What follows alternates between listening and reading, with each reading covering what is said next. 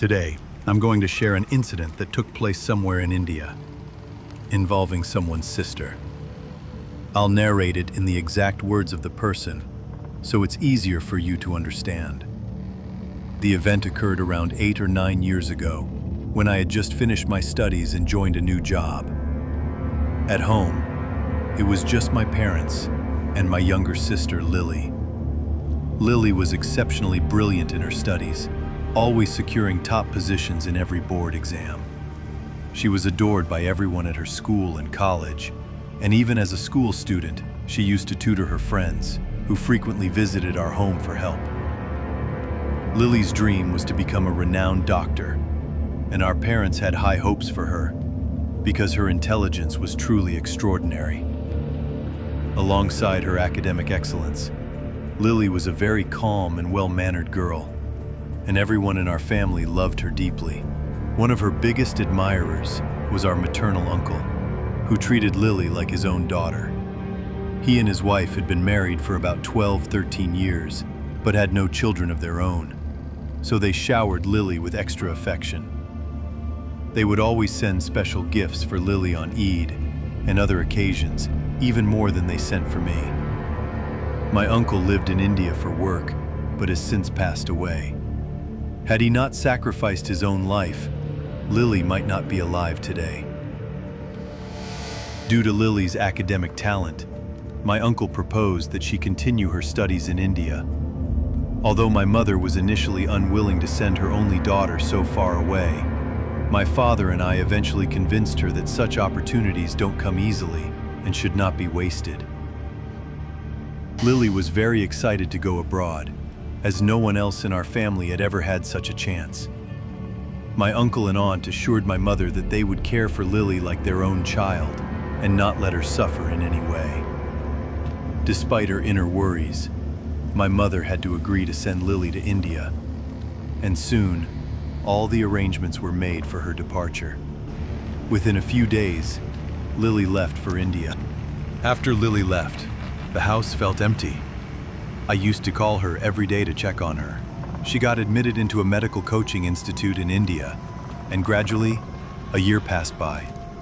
She completed her entrance exams and secured admission into one of the best medical colleges there. However, the college was about 125 kilometers away from the city where my uncle lived. So he arranged a nearby hostel for her and enrolled her there, promising to visit her weekly. A few days before her classes began, Lily moved into the hostel. My uncle dropped her off by train and returned home, checking on her constantly over the phone throughout the day. By God's grace, Lily reached her destination safely. About 10-12 days later, Lily called and said she couldn't stay alone and was feeling very low. My uncle immediately traveled there and brought her back home. She said she wanted to stay for a few days before returning to college. After about 15 days, she went back to the medical college and, though it was difficult, gradually adjusted.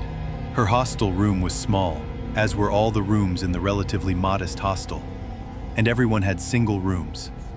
The hostel was filled with first-year students from her college.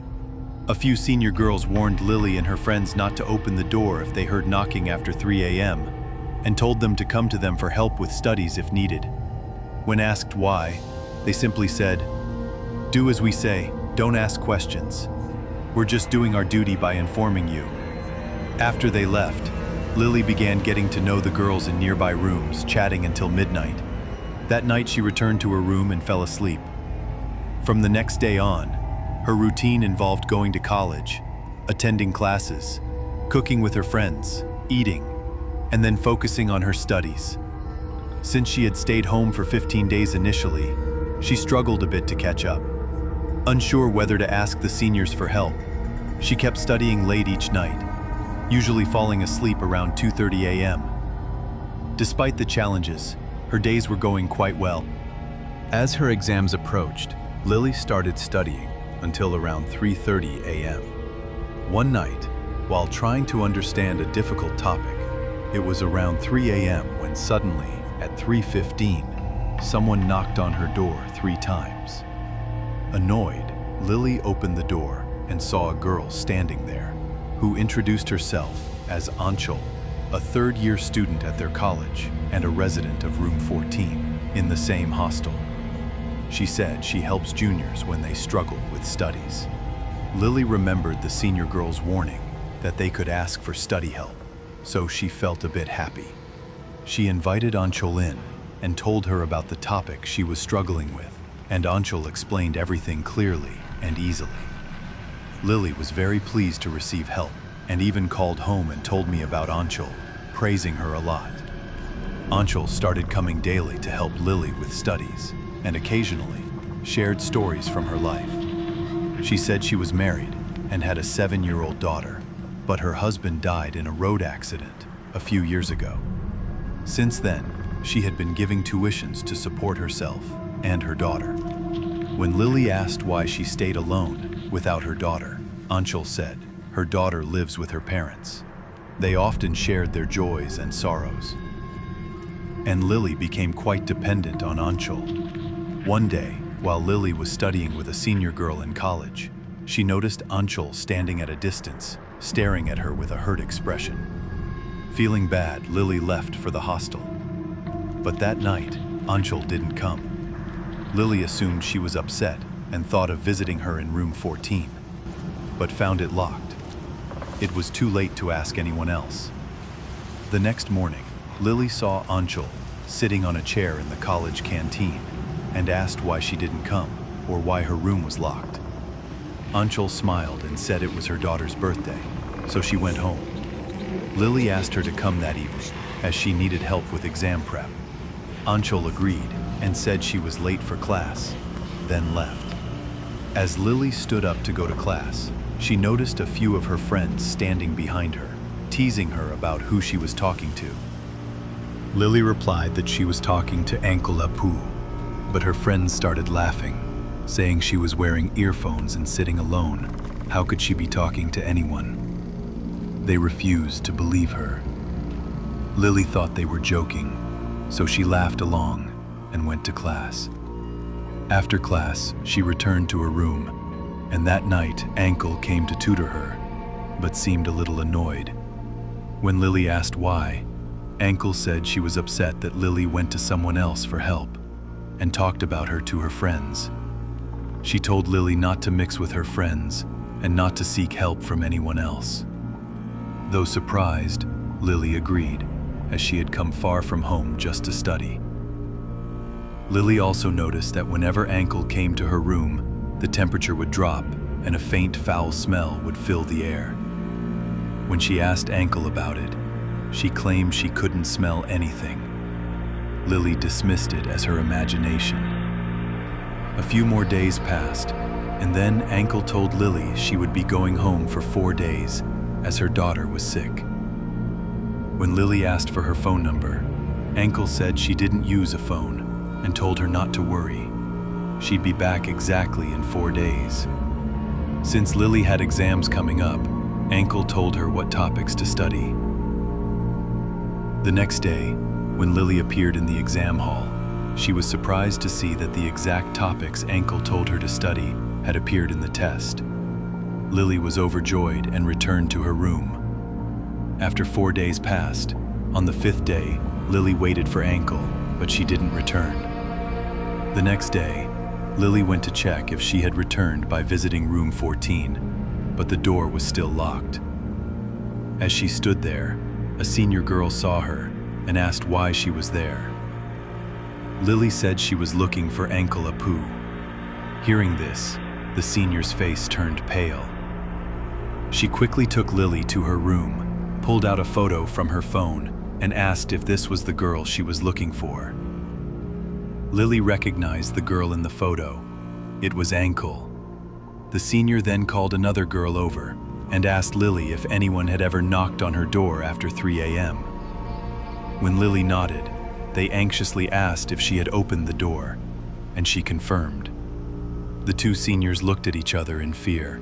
Confused and frightened, Lily asked, "Why are you asking me all this? What happened? Please tell me."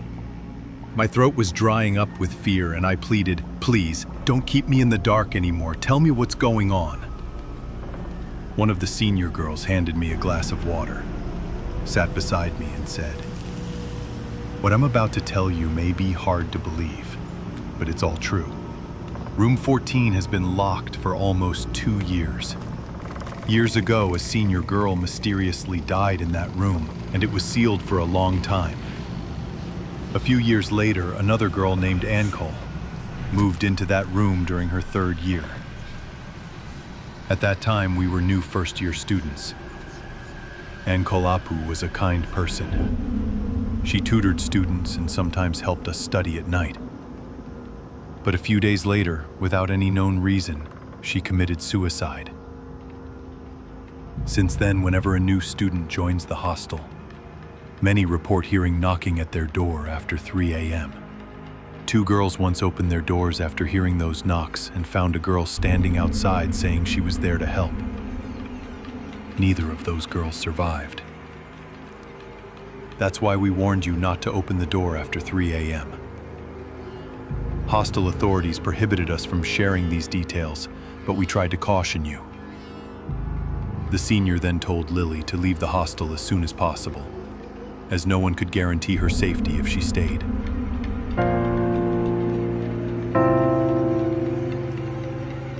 Lily felt the ground slip from beneath her feet. Everything turned pitch black before her eyes, as though the darkness was swallowing the light of her life. Terrified, Lily returned to her room and called her uncle to tell him everything. It was just after 5 p.m. when she made the call. Her uncle told her not to panic and to pack her things. He would come get her as soon as possible. Lily, trembling in fear, began packing. As Maghrib approached, darkness fell. While packing, Lily suddenly heard scratching at her door. Peeking through the small opening, she saw Ankol standing outside. Frozen in fear, Lily couldn't even scream. Then the room's light suddenly went out. She huddled in a corner, whispering prayers to God. That's when she heard a whisper close to her ear. "What happened? Aren't you going to study today? I came to teach you." Unable to take it anymore, Lily fainted. When she regained consciousness, there was no light in her room. As she tried to get up, crawling on the floor, her hand touched something ice cold and extremely hairy. She recoiled in fear, and as she moved back, she bumped into something again. Lily felt something sticky on her hand and realized it was inside something's mouth. Suddenly, the room light turned on, and what she saw next left her completely paralyzed. Her hand was covered in fresh blood, and in front of her were 2 humanoid figures wearing clothes like women. But one had a horse's head, and the other a dog's. They were licking and feeding on the blood from Lily's hand, their eyes glowing with what looked like fire. When Lily looked into their eyes, she became possessed. She stood on a chair and began wrapping her scarf around the ceiling fan to hang herself, completely beyond her own control, as though she had lost all power over her body. Just then, she heard her uncle's voice calling her name, and in that moment, she snapped out of the trance and ran to open the door. Her uncle entered the room, and as soon as he did, the door slammed shut, and the lights went out again. Both Lily and her uncle heard a whisper saying, "It's no use. It's no use." Her uncle began to cry and pleaded, "Please don't take my daughter. Don't hurt her. She's just a child. Take my life instead. I have no children of my own. This girl is everything to me. If anything happens to her, my wife and I will die anyway. Take me, but let her go." As soon as he finished speaking, the door burst open, and Lily was flung out into the hallway as if by some invisible force. She screamed in pain, and all the hostel residents rushed to her room, finding her lying at the door. From inside the room came her uncle's agonizing screams. Moments later, everything went silent, and the door slowly creaked open. When they entered, they saw Lily's uncle with her scarf tightly wrapped around his neck. as if someone had strangled him with immense force. His eyes were bulging, blood streaming from them, and his body looked like that of a slaughtered animal. His body was sent home with the help of Hostel staff, and Lily was admitted to a nearby hospital for treatment. Because there were so many witnesses, no police case was filed, though the police did take statements and left. Once she recovered, Lily returned to Bangladesh.